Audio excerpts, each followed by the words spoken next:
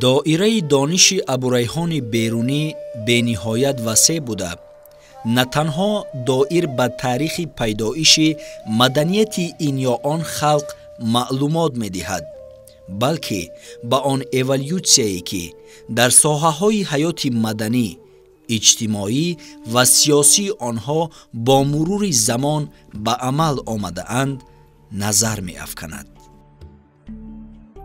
در دوام سال که بازگشت آفتاب باشد، در فلک البروج ماه 12 دور و کمتر از یک دور حرکت می کند و 12 دفعه هلال پدیدار می گردد.